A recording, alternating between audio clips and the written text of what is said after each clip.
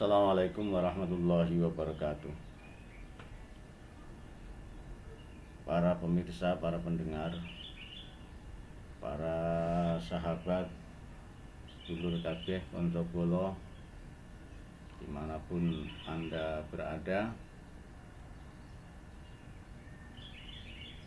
semoga kita semua dalam lindungan Allah Ta'ala diberi kesehatan, diberi kemampuan untuk bisa menjalankan aktivitas kita di pagi ini.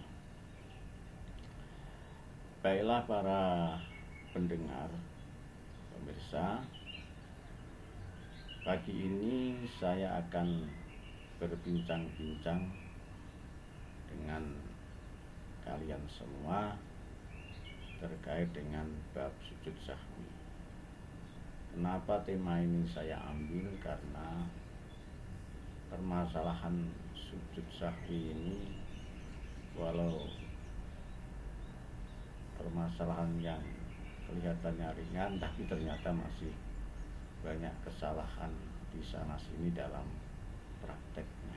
Karena orang sujud sahwi itu biasanya orang dalam posisi yang tidak siap, jadi adanya kesalahan, terus dia harus mengambil sikap sebelum sholat itu selesai. Harus dia memutuskan apa yang harusnya dia lakukan dengan kesalahan tersebut. Nah, ini kan kita butuh kematangan dalam kajian fikih sehingga tidak terjadi kegalauan, kebimbangan yang terus-menerus atau berkepanjangan dalam mensikapi sujud sahwi. Oke, sebelum kita berbicara panjang mengenai sujud sahwi, baiknya perlu kita sampaikan apa itu sujud sahwi, bagaimana hukumnya, dan bagaimana caranya, kemudian apa yang melatar belakangi atau apa yang menjadikan sebab-sebab seseorang dituntut untuk melakukan sujud sahwi. Oke sedulur, kita bahas dari yang pertama, apa itu sujud sahwi. Istilah sujud sahwi ini berasal dari bahasa Arab, terdiri dari susunan kata sujud dan sahwi, kemudian dirangkai menjadi satu dalam bahasa Arab. Tarkib ini namanya mulof ilah, di mana kata yang satu disandarkan kepada yang lain. Kata sujud disandarkan kepada sahwi. Sujud itu ya sujud saja, ya sujud dan sujud. Sahwi itu apa? Sahwi itu saha yashu sahwan, artinya lupa. Jadi kalau kita artikan secara bahasa, ya sujud karena lupa. Nah, lupa apa ya? Lupa melakukan sesuatu atau lupa meninggalkan sesuatu. Nah, kalau kita ambil makna secara istilah, pengertiannya mungkin lebih jauh dari itu. Apa itu sujud sahwi?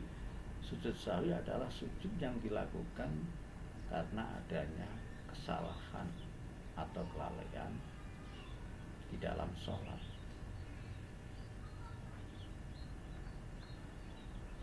Berupa penambahan atau pengurangan, atau terjadinya kebimbangan, yang mana hal itu menjadi halal, menjadi celah, atau menjadi cacat sholat kita. Bagaimana agar sholat yang cacat, sholat yang celah ini menjadi pulih kembali, yaitu perlu ada pembenahan atau perbaikan. Dengan cara apa? Ya, dengan cara kita melakukan sujud sahwi. Jadi sujud sahwi itu dilakukan dalam rangka kita itu menghapus kesalahan kita atau menebus kelalaian kita. Mana sholat itu agar utuh kembali, yang tadinya ada celah menjadi hilang. Karena sholat itu ibarat sesuatu yang akan kita hadiahkan kepada junjungan kita. Ya, misalnya kita ini mau menghadiahkan sesuatu kepada orang yang kita agungkan, pada guru kita, atau kalau kita ini karyawan atau kita ini ya gawe, ya kita akan memberikan hadiah kepada pimpinan kita, kepala kita. Ya tentunya kita berusaha bagaimana sesuatu yang akan kita hadiahkan itu sesuatu yang baik, sesuatu yang tidak ada cacatnya. Kalau kita misalnya mau hadiah mobil, ya itu mobil ya. Sepalang contohnya sing gede. Ya ada mobil ini mulus, bagus, cantik. Lalu ada kotorannya, ada misalnya dia terkena kotoran sehingga bodinya kelihatan jelek karena ada kotoran melekat di situ, atau ada goresan, tahu itu goresan dari mana, ada goresan anak-anak iseng atau gimana itu goresan, kan jadi dilihat kurang bagus. Ya sedapat mungkin sebelum kita sampai, sebelum kita kirimkan, ya kita poles dulu mana yang tergores biar kita hilangkan, mana yang kotor harus kita sucikan, sehingga sampai di situ, di sana hadiah itu sampai di sana ya betul-betul dalam posisi yang bagus gitu, bagus barangnya, tampilannya juga bagus. Coba kalau ada cacat ya itu menjadi permasalahan. Nah itulah kira-kira seperti itulah penjelasan mengenai gambaran kenapa kita perlu melakukan sujud sahwi. Nah terus bagaimana hukumnya para sedulur? Hukum melakukan sujud sahwi ini dalam mazhab Syafi'i, saya berbicara mazhab Syafi'i, sebab kalau saya lari ke mazhab-mazhab lain itu nanti akan menjadi ramai pembahasannya. Nah, kita fokus pada mazhab Syafi'i. Imam Syafi'i menghukumi sujud sahwi ini hukumnya sunnah. Sebagai perbandingan ada ulama lain yang menghukumi wajib. Ya, Imam Syafi'i menghukumi sunnah. Sunnah bagi siapa? Sunnah bagi seseorang yang melakukan sholat sendirian atau munfarid, dan orang yang melakukan secara jamaah dan posisi dia sebagai imam. Ya, misalnya imam membuat satu kesalahan dalam sholatnya, lalu dia melakukan, ya lalu dia disunahkan melakukan sujud sahwi. Berbeda dengan makmum. Kalau dia sebagai makmum tidak sunnah lagi, hukumnya bisa wajib bisa sunnah. Wajib kalau imamnya melakukan sujud sahwi. Nah, karena dia itu makmum ya harus mengikuti imamnya.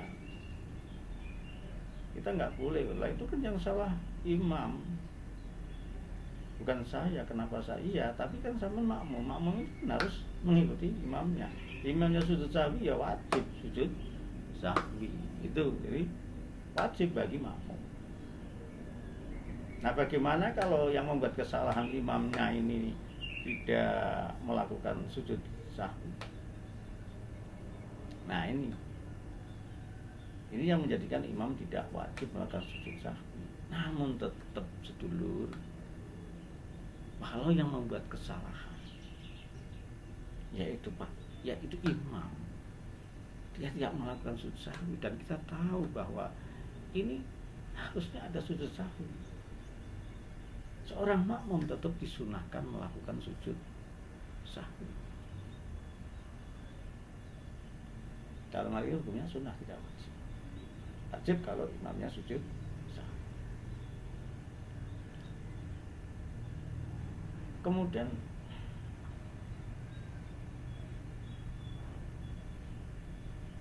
makmum masbuk pun, nah ini perlu ketahui, makmum masbuk orang yang dia datang di belakang,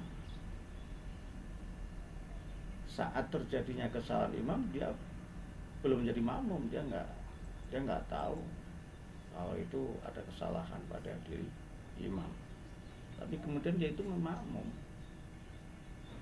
masbuk lah, jadi masbuk ya.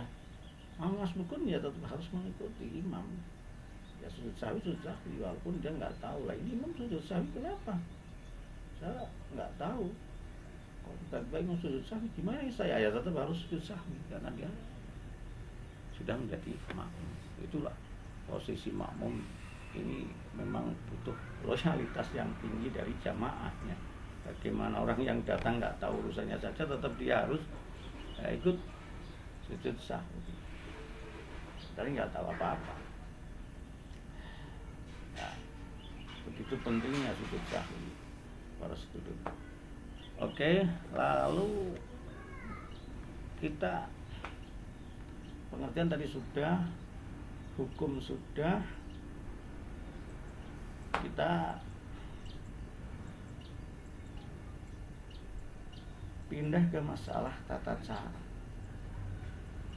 Tata caranya bagaimana? Tata cara melakukan sujud sahwi itu tata caranya sama persis dengan sujud lainnya. Sujud lainnya ada sujud yang dilakukan dalam sholat, baik sholat fardu maupun sholat sunnah. Artinya gerakannya ya seperti itu, kemudian kewajibannya seperti itu, sunnahnya seperti itu. Misalnya kewajiban berarti dalam sujud itu ada 7 anggota yang harus nempel, yaitu 2 telapak tangan, kemudian dahi, kemudian 2 lutut, kemudian ujung jari kaki itu harus nempel. Ya sama, itu juga harus nempel. Dan yang lain juga sama. Tapi hal yang berbeda hanya pada masalah bacaan atau dzikir. Ketika kita sujud itu bacaannya memang beda. Kalau yang biasa itu subhanallah, subhanarabbiyal a'la wa bihamdi 3 kali, ini diganti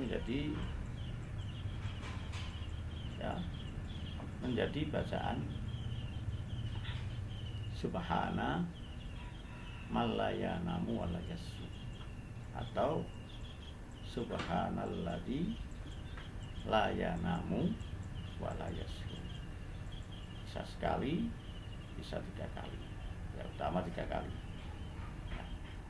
Dan bacaan duduk di antara 2 sujud seperti bacaan biasa, dan seterusnya sama. Nah, posisinya di mana? Posisi sujud sahwi itu dilakukan qubailas salam, ba'da tasyahhud akhir, qubailas salam. Setelah kita selesai membaca tahiyat akhir dengan rangkaiannya seperti itu ya, yang sudah kita maklumi. Kemudian yang seharusnya kita langsung salam, kita tunda sejenak untuk melakukan sujud 2 kali dengan bacaan yang tadi, subhana malayanu wala yasu, atau subhanalladzi la yanamu wala yasu. Oke. Itu caranya mudah karena kita sebetulnya sudah biasa. Hanya kadang kita ini pemahamannya yang kurang matang. mateng. Nah, kemudian kronologi atau sebab-sebab sujud sahwi itu apa saja?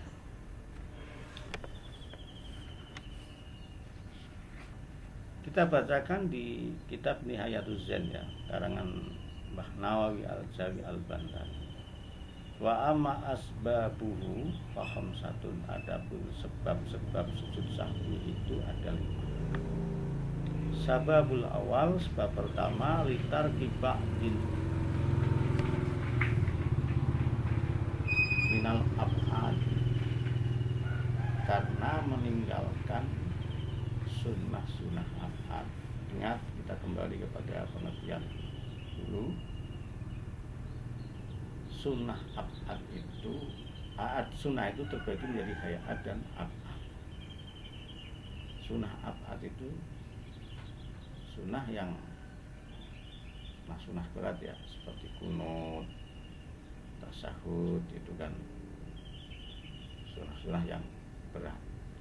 Artinya ketika dia meninggalkan, dia dituntut untuk melakukan sujud sahwi. Berbeda dengan sunnah hayat itu sunnah-sunnah yang ringan, seperti takbir intikal ya, bukan takbir ihram. Kemudian membaca tasbih ketika sujud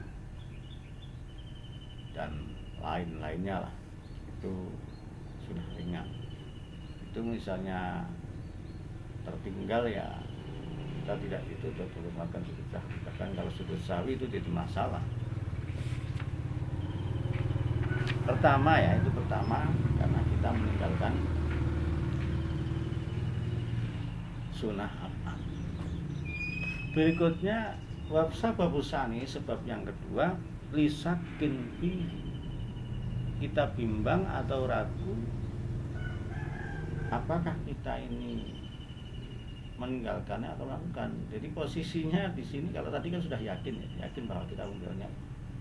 Lah yang kedua ini, kita itu masih bimbang antara sudah melakukannya dan belum melakukannya, antara iya dan tidak.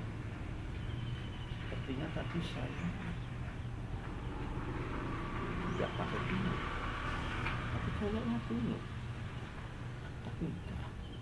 Jadi dia itu bingung, dia sendiri itu nggak yakin, dia ragu apakah tadi dia kunut apa tidak, apakah tadi dia melakukan apa belum. Maka dalam posisi ini berarti tidak ada kemantapan bahwa kita itu sudah melakukannya. Maka kalau kita kembalikan kepada faedah usul bahwa al-asl ada, asal dari sesuatu itu ya belum, karena tadinya belum ya belum. Ini untuk memutus biar tidak ragu, kita ambil belum. Jadi posisinya dianggap belum karena memang tadinya belum. Nah ini ragu antara sudah apa belum ya belum. Ala aslu ada, aslinya suatu masalah itu belum. Nah karena itu ya di sini seseorang dituntut untuk melakukan sujud sahwi walaupun masih ragu-ragu. Tapi ragu-ragu dianggap belum. Memang sih bisa saja hakikatnya dia itu sudah, tapi kan tidak ada kemantapan, tidak yakin kita. Jadi mendingan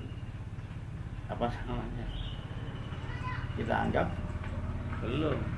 Karena kalau misalnya sudah kemudian kita melakukan penggantinya, ya tidak apa-apa daripada kita belum dan tidak ada melakukan sesuatu sebagai penggantinya, kan jadi kurang. Yang ketiga, rasa babus salis, yang ketiga adalah linak likauliyin, ghairi mubtilin. Karena terjadinya perpindahan rukun qauli dari posisi yang sebenarnya ke posisi lain. Ya, contoh misalnya Fatihah itu harusnya dibaca saat dia berdiri. Nah ini kok dia baca saat duduk, tasahud. Atau sebaliknya, dia itu harusnya itu dalam posisi berdiri itu bacanya Fatihah, lah kok malah bacanya tahiyat. Orang lupa kan bisa saja, karena dia pikirnya mungkin fokusnya lagi apa, tiba-tiba dia refleks saja tanpa dia sadari, tiba-tiba membaca sesuatu bacaan yang itu ternyata bukan tempatnya, salah letak. Nah ini bisa menjadi sebab-sebab dia melakukan sujud sahwi. Oke, dulu kita lanjut.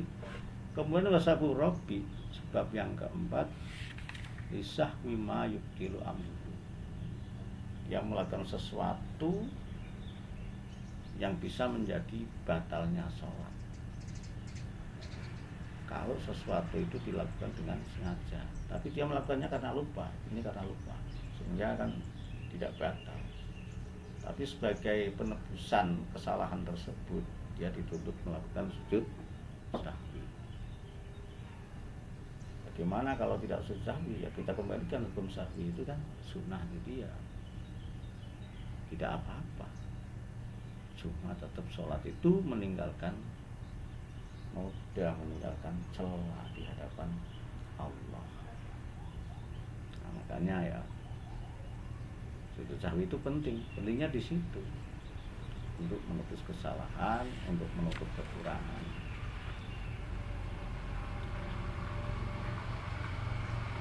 Sesuatu yang membatalkan jika dilakukan dengan sengaja itu contohnya apa?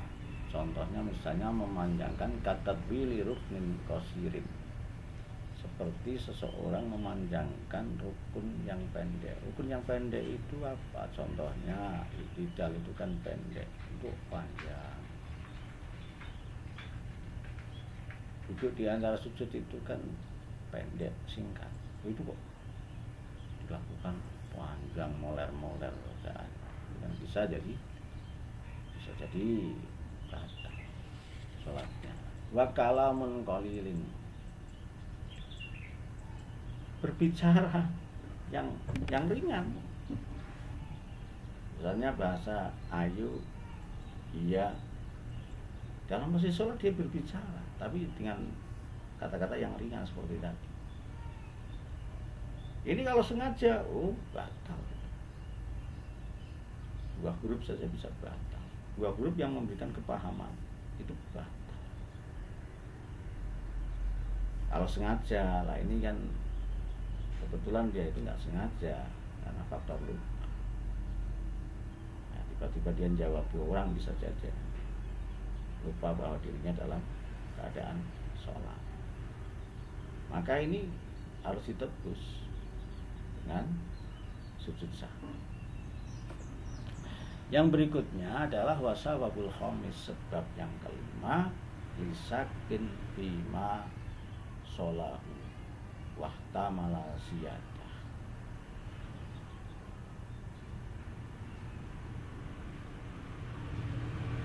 Ragu dalam rakaat yang telah dia kerjakan. Apakah dia sudah melakukannya 3 kali atau 4 kali, 2 kali apa 3 kali? Nah, ini kan sering kita alami. Kita ini ragu dengan apa yang kita lakukan. Sudah 3 kali, 4 kali. Respect dulu, respect apa?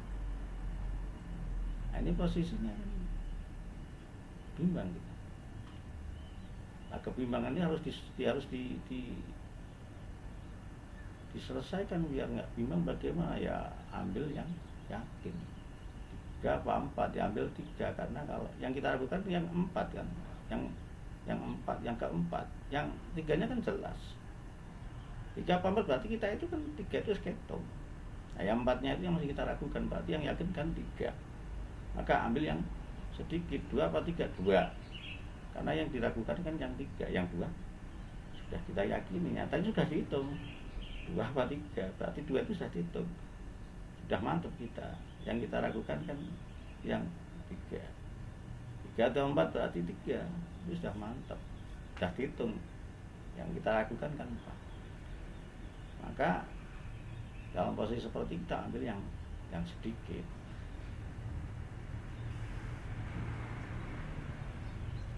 Oke. Nah, ketika kita ini terjadi seperti itu, kemudian sudah kita selesai, ya, kita ambil yang sedikit. Nah,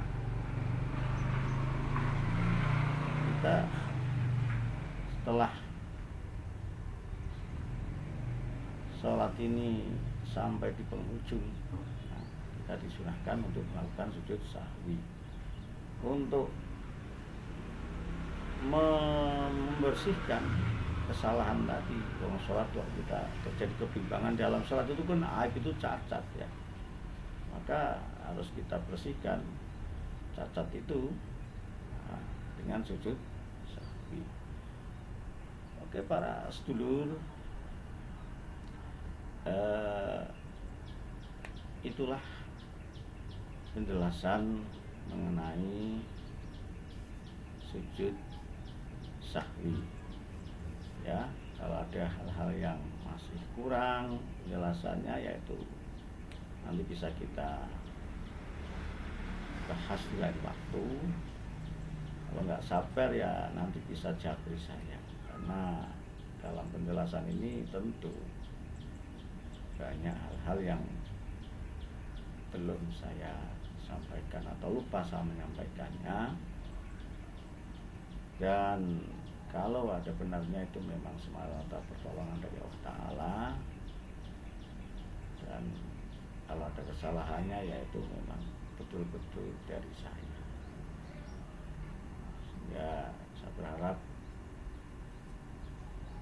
mohon kepada Allah Ta'ala agar mengampuni kesalahan-kesalahan saya. Dan mungkin cukup dulu perbincangan kita di pagi ini, dan mohon untuk bisa dipahami dan dimengerti dan ditindaklanjuti dalam praktek keseharian kita. Boleh sharing-sharing kepada teman yang lain dari apa yang saya jelaskan. Terima kasih. Kami akhiri, sedulur. Selamat pagi. Assalamualaikum warahmatullahi wabarakatuh.